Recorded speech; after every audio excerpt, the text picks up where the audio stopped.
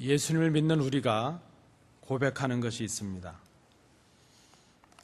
그것은 하나님께서 우리를 향하여 선하신 계획을 가지고 계신다 하는 것입니다. 믿는 우리를 향하신 그 하나님의 뜻, 하나님의 계획, 그것을 우리는 하나님의 뜻이라 이렇게 말하죠. 오늘 우리가 갖는 이 관심이 바로 이것입니다. 어떻게 하면 우리가 하나님의 뜻을 이루는 사람들이 될 수 있을까 하는 것이죠. 성도로서 우리가 정도의 차이는 있지만 그래도 우리가 성도로서 갖는 생각이 있다면 어떻게 하면 우리가 하나님의 뜻을 이루는 사람들이 될 수 있겠는가 하는 것입니다. 어떻게 하면 하나님의 뜻을 이루는 가정을 이룰 수 있고 또 어떻게 하면 하나님의 뜻을 이루는 교회를 이룰 수 있을까? 그것이 우리의 관심이 될 것입니다. 그런데 우리가 이런 생각을 할 때 잊지 말아야 될 것이 있는데 그것이 무엇인가 하면 하나님의 뜻을 이루시는 분은 하나님이시라 하는 것입니다.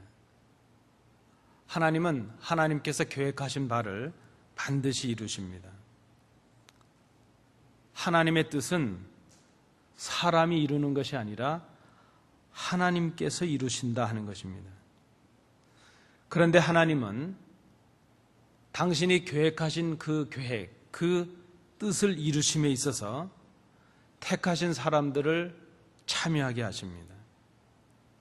사람들을 선택하시고 그 사람들을 통해서 당신의 계획, 그 하나님의 뜻을 이루어 가신다는 것입니다. 그러니까 우리가 하나님의 뜻을 이루는 사람이 된다는 것은 결국 우리가 어떻게 하면 하나님의 선택하심을 받고 하나님의 선한 도구가 되어서 하나님의 뜻에 참여하는 사람들이 될 수 있는가 하는 그런 문제라 말할 수 있습니다. 우리가 구약의 창세기를 보는 좋은 그 통찰, 좋은 그 이해의 방법 중에 하나는 하나님께서 사람을 택하셔서 하나님의 뜻을 이루시는 그 본을 보여주신 것이 창세기라 말할 수 있습니다. 하나님께서는 당신의 계획을 이루시기 위해서 아브라함이라는 사람을 택하셨고 그의 가정을 택하십니다. 그리고 그 아브라함, 이삭, 야곱으로 이어지는 그 후대들을 택하시고 그 가정을 택하셔서 온 인류를 택하시는, 온 인류를 구원하시는 하나님의 계획을 이루어 가십니다. 그래서 우리가 성경을 보면 하나님은 아브라함과 사라의 실수, 그들의 허물에도 불구하고 그들에게 주셨던 약속을 변치 않으시고 이루어 가시는 모습을 볼 수 있습니다. 오늘 본문에 나타나는 이삭, 이제 하나님께서는 아브라함에게 주셨던 그 약속을 이제는 이삭을 통해서 이루어 가게 하십니다. 사람은 바뀌어가지만 하나님의 약속은 변함이 없이 이어져 가는 것을 볼 수 있습니다. 이삭은 아버지 아브라함과 어머니 사라가 보였던 시행착오를, 그 실수를 반복하지 않으려고 무던히도 애쓰는 모습을 볼 수 있습니다.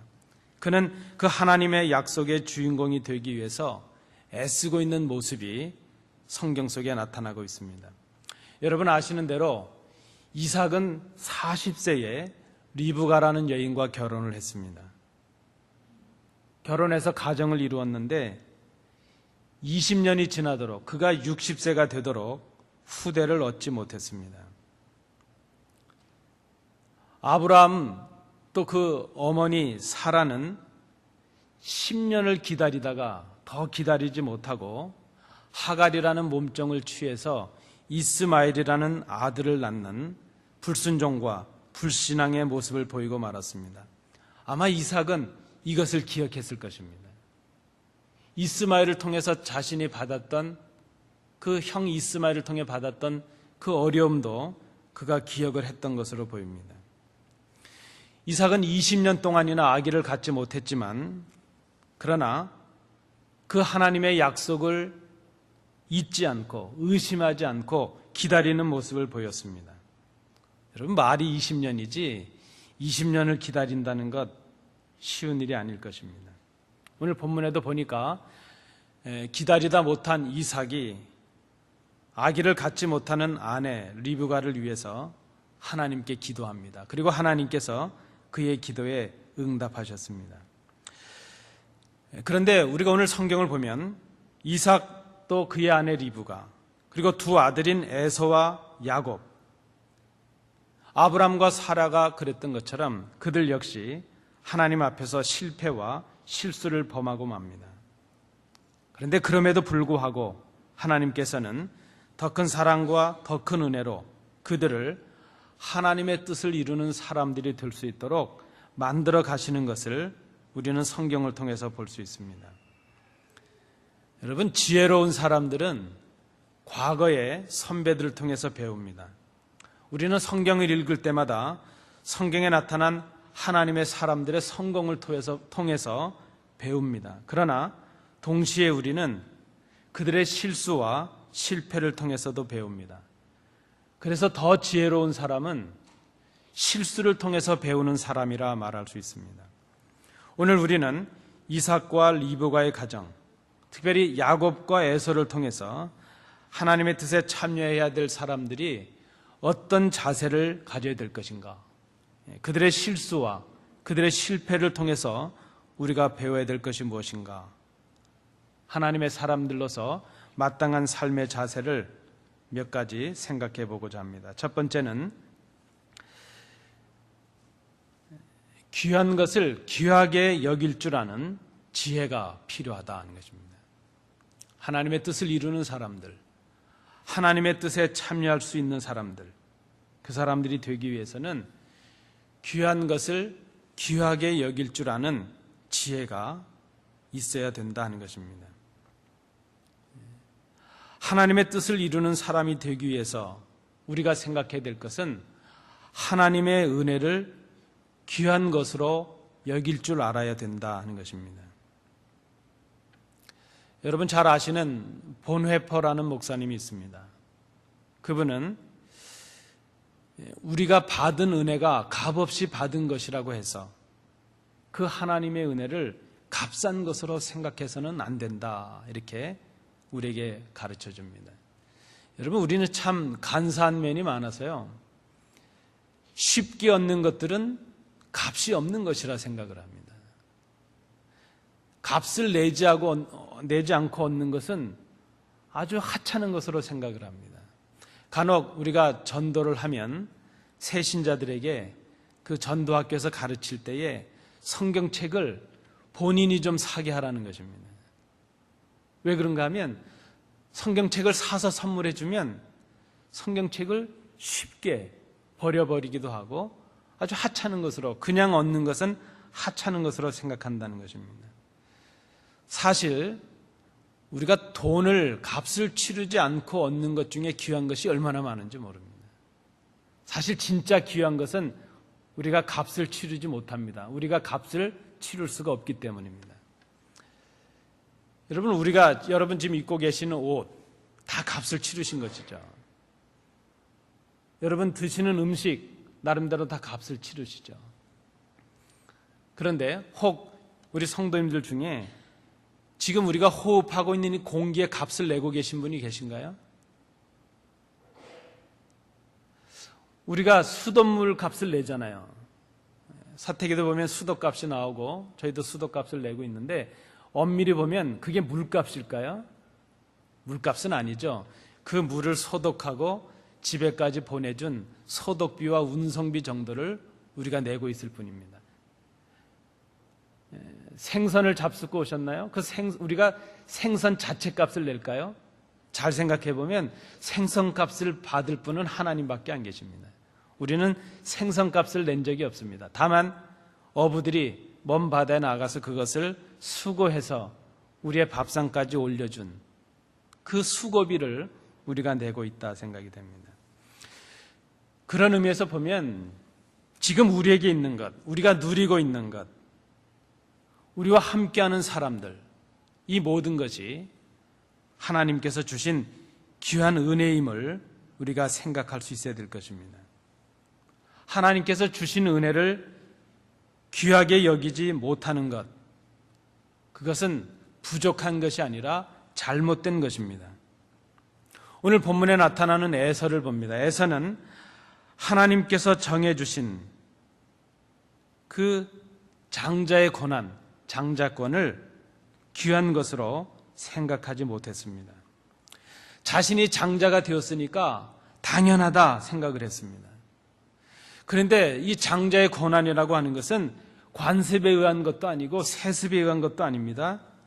하나님께서 허락하셔야 가능한 것입니다. 그 장자의 권한을, 그 복을 주시는 분은 하나님이시라는 것을 이 에서가 생각하지 못했습니다. 그저 자신이 누리는 것이 당연한 것이라 이렇게 생각했습니다. 그런 사람은 그것이 하나님의 은혜인 것을 깨닫지 못합니다. 사냥에서 돌아온 이 에서가 배가 고팠습니다. 허기를 이기지 못해서 아마 얼마나 배가 고팠으면 죽을 것 같다 그랬겠어요. 여러분 그런 경험이 있으실 것 같아요. 피난이나 동난이나 가난의 서름을 맛보신 성도님들이 계시니까 이렇게 배를 곱다가 이렇게 배고프다가 죽겠다 하는 생각이 드실지 모르겠습니다.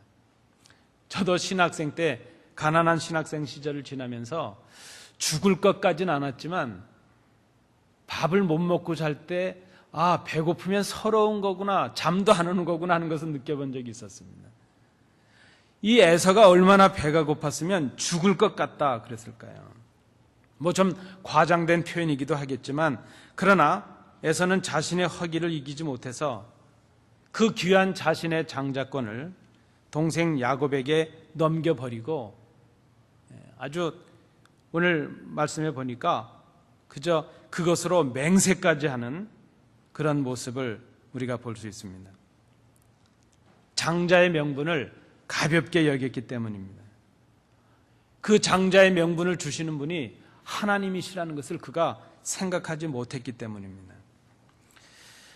그저 허기를 달래줄 그 동생이 끓여놓은 팥죽 한 그릇, 그 한 그릇에 장자권을 팔아버리고 말았습니다. 팔지 말아야 될 것을 팔아버리고 만 것입니다. 가히 비교도 할 수 없는 것을, 바꿀 수 없는 것을 쉽게 바꿔버리고 만 것입니다.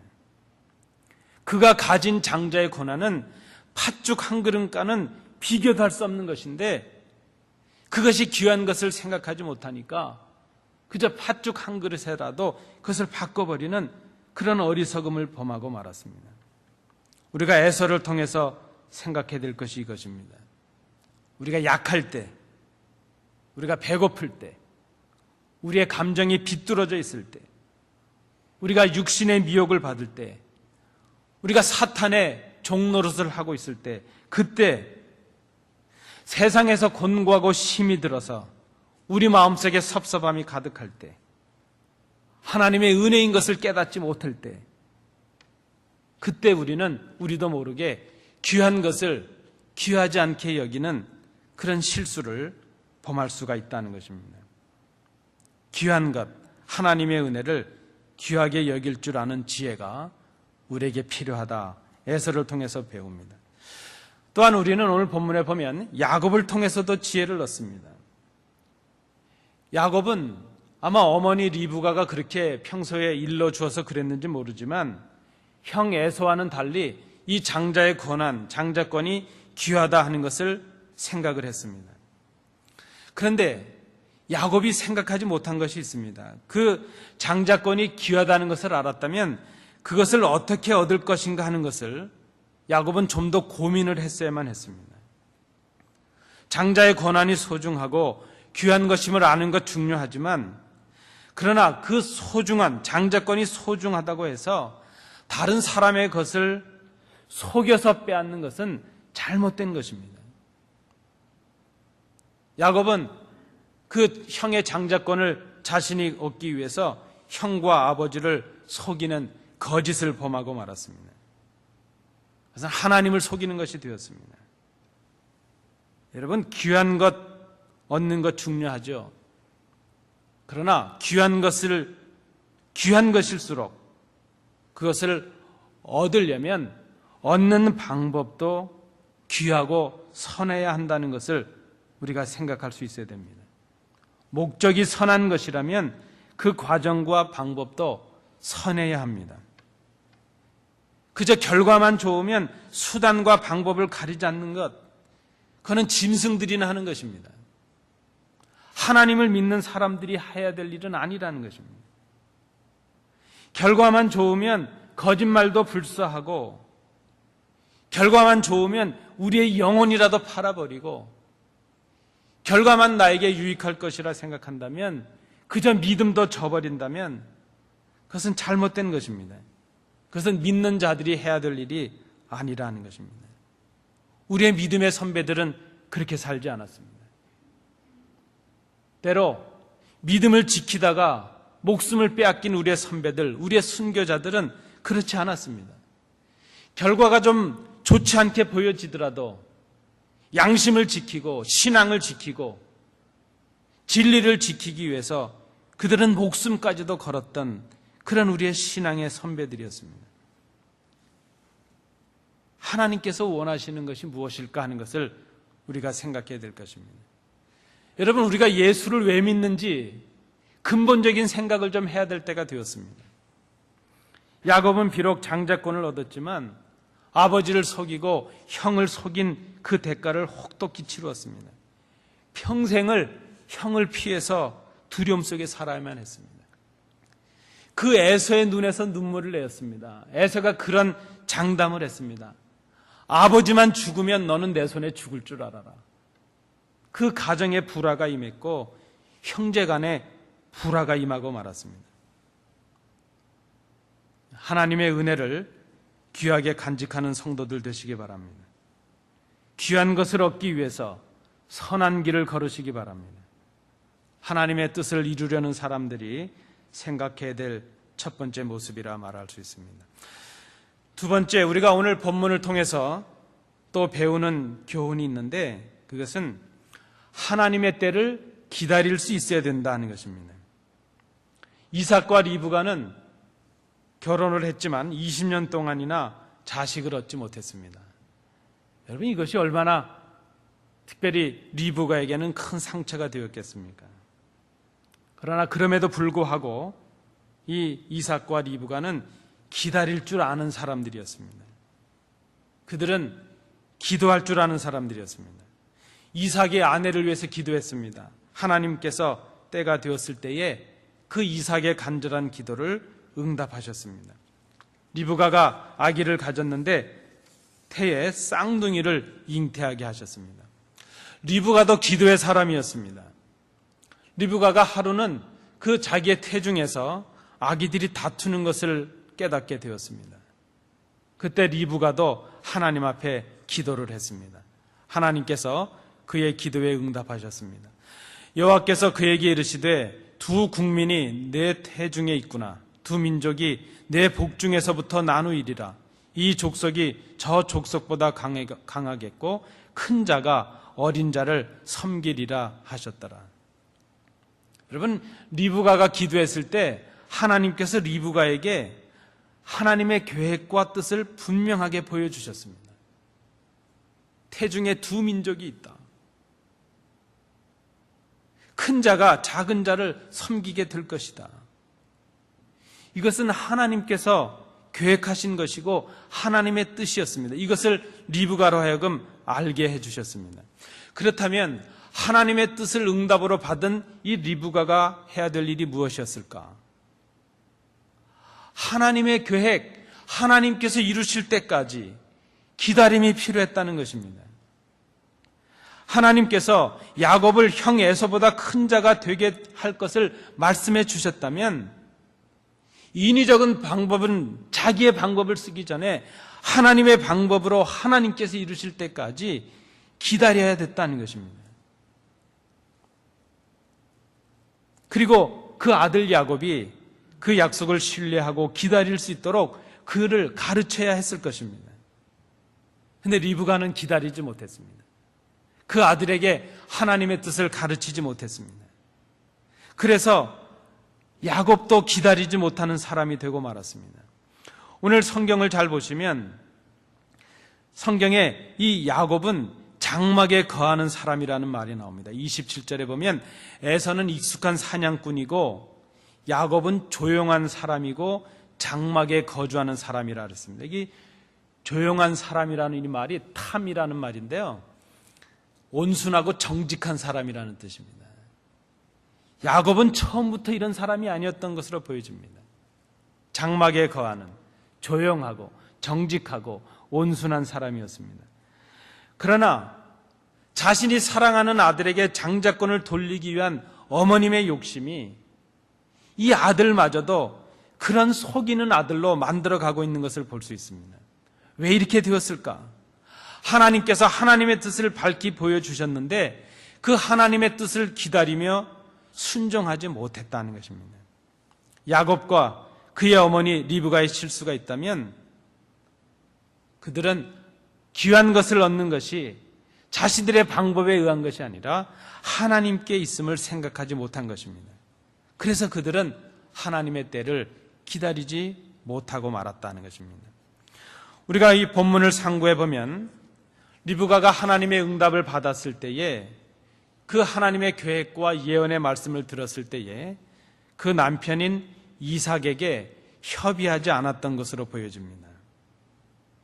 하나님의 뜻을 알게 된 리브가였다면 응당 이 리브가는 그 사실을 남편인 이삭에게 알게 하고 이삭과 함께 그 일을 지혜롭게 처리했어야 될 것입니다. 이 리브가는 그렇게 하지 못했습니다. 저는 여기에 리브가의 큰 실수가 있다고 생각합니다. 왜 그렇습니까? 하나님께서 아브라함을 택하시고 그리고 이삭을 택하시고 그 가정을 택하십니다. 하나님께서 세우신 복의 통로는 리브가가 아니라 이삭이었다는 사실입니다. 그래서 응당 이 리브가는 남편인 이삭을 하나님을 대신하는 사람으로 하나님의 복의 통로로 생각하고 이삭과 협의해서 이 일들을 이루어 나가야 했을 것입니다. 그러나 가정을 택하시고 복의 통로로 삼으신 하나님의 뜻을 무시하고 하나님의 계획과 뜻을 알았음에도 불구하고 그는 자신의 방법대로 그 일을 처리해 나가는 어리석음을 범하고 맙니다. 사라가 실수를 범했습니다. 아브라함도 실수를 범했습니다. 이 이삭과 리브가의 부모였던 사라와 아브라함이 실수했던 큰 이유가 있습니다. 무엇일까요? 기다리지 못했다는 것입니다. 기다리지 못하니까 인간적인 방법을 동원했습니다. 옳지 않은 방법을 동원했습니다. 아브라함과 그 사라는 그래서 거짓말도 서슴지 않는 그런 모습들을 갖고 말았습니다. 우리는 기다리지 못하는 것이 약간의 부족함이라 생각하죠. 그러나 하나님 앞에서 기다리지 못하는 것은 하나님을 신뢰하지 못하는 것이고 그것은 불신앙의 모습인 것을 우리가 생각해야 될 것입니다. 하나님의 뜻을 알았다면 우리가 할 일이 있습니다. 하나님께서 그 뜻을 이루실 때까지 기다리는 것입니다. 그런 의미에서 기다리는 것이 신앙이라 말할 수 있습니다. 기다리지 못하는 것이 불신앙입니다. 하나님의 방법을 의심하기 때문이요. 하나님의 능력을 의심하기 때문입니다. 하나님의 때를 이루는 사람, 하나님의 계획에 동참하는 사람, 그 사람은 믿음으로 하나님의 때를 기다리는 사람이 될 수 있어야 될 것입니다. 마지막 세 번째로 오늘 본문을 통해서 우리가 또 받는 교훈은 이것입니다. 하나님의 뜻과 나의 뜻을 분별할 수 있어야 된다는 것입니다. 오늘 본문에서 우리는 특별히 기억해야 될 한 구절을 발견을 합니다. 이삭은 에서가 사냥한 고기를 좋아함으로 그를 사랑하고 리브가는 야곱을 사랑하였더라, 이런 구절입니다. 리브가가 기도의 응답으로 하나님의 뜻을 알았습니다. 그러나 그는 그 뜻을 이삭과 함께 나누지 않았습니다. 그래서 리브가는 알고도 순종하지 않았고 이삭은 모른 채로 순종하지 않았습니다. 결국 그들은 하나님의 뜻을 무시한 사람들이 되고 말았습니다.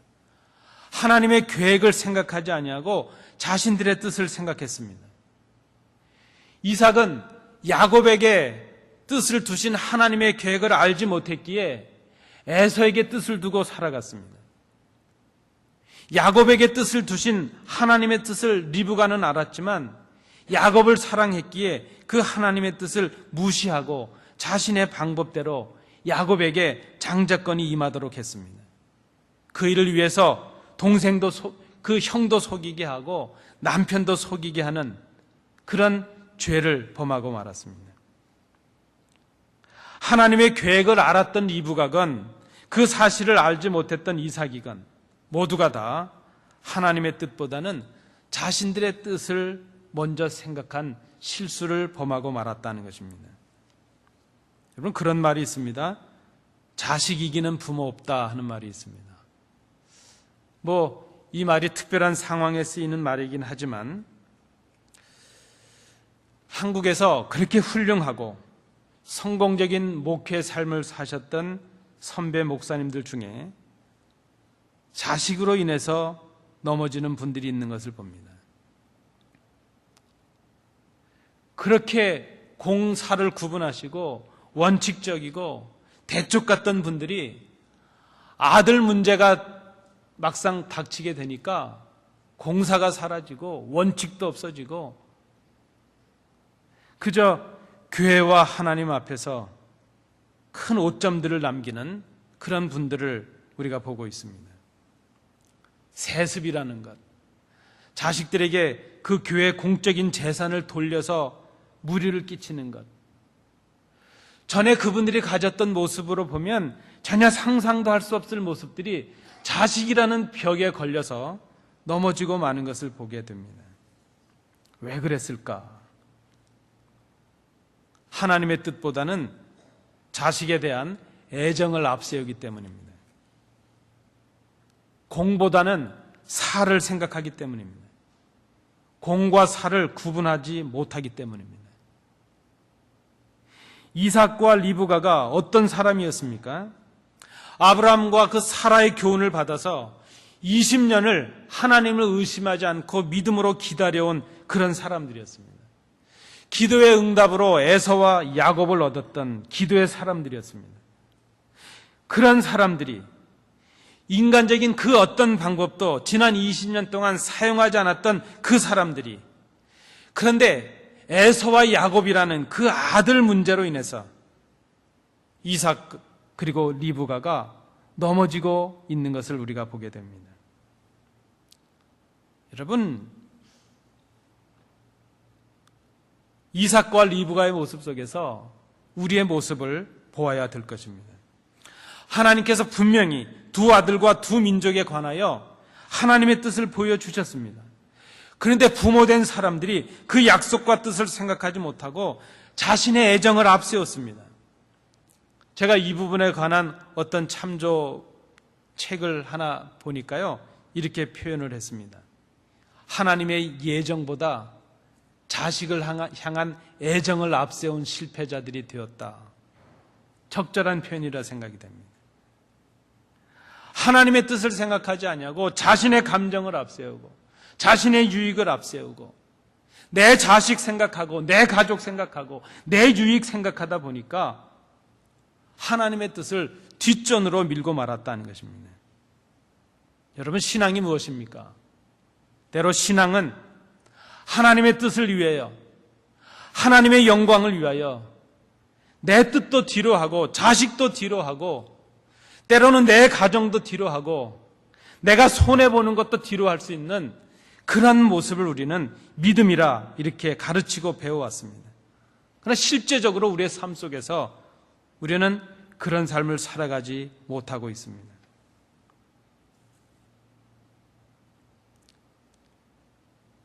그 결과가 어떻게 되었는가?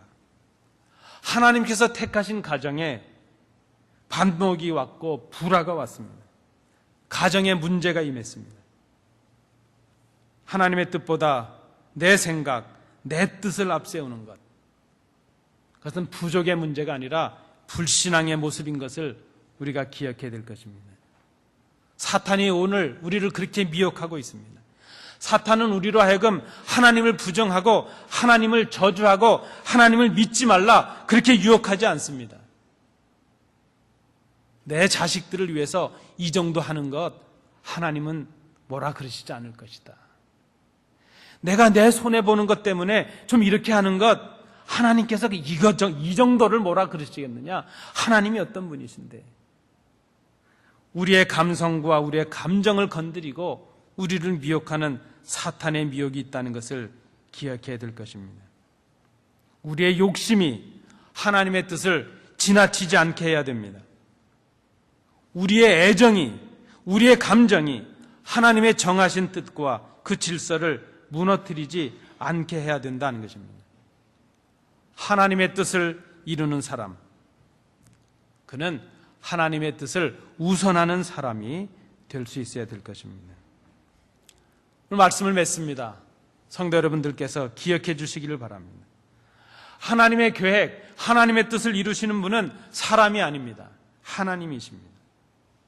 우리가 거역하던, 우리가 순종하여 참여하던 그 하나님의 계획, 하나님의 뜻을 이루시는 분은 하나님이십니다.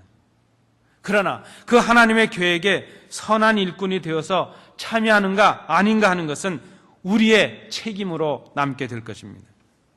어떻게 하면 우리가 하나님의 뜻을 이루는 그 귀한 사역에 참여하는 하나님의 선한 일꾼들이 될 수 있을까? 하나님께서 주신 은혜를 귀하게 여기는 지혜가 필요합니다.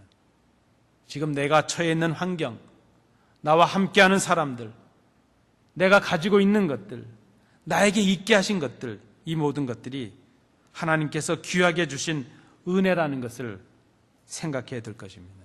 그 무엇과도 바꿀 수 없는 귀한 은혜임을 우리가 생각해야 됩니다. 그리고 그 하나님의 뜻을 위해서 선한 방법을 사용할 수 있는 지혜가 우리에게 필요합니다. 그리고 그 다음에 할 일은 함께 합력하여 그 하나님의 뜻이 이루어질 때까지 서로를 격려하며 하나님의 때를 기다리는 것입니다. 그것은 하나님을 신뢰하고 기다리는 믿음을 의미합니다. 이제 그리고 하나님의 뜻 앞에서 나의 뜻을 버리고 순종하는 자세가 필요합니다. 하나님의 뜻을 분별할 수 있는 지혜가 우리에게 필요한 때입니다. 여러분, 우리는 연약합니다. 여러분도 연약하시고 저도 연약합니다. 그럼에도 불구하고 하나님은 연약한 사람들을 들어서 하나님의 뜻을 이루십니다.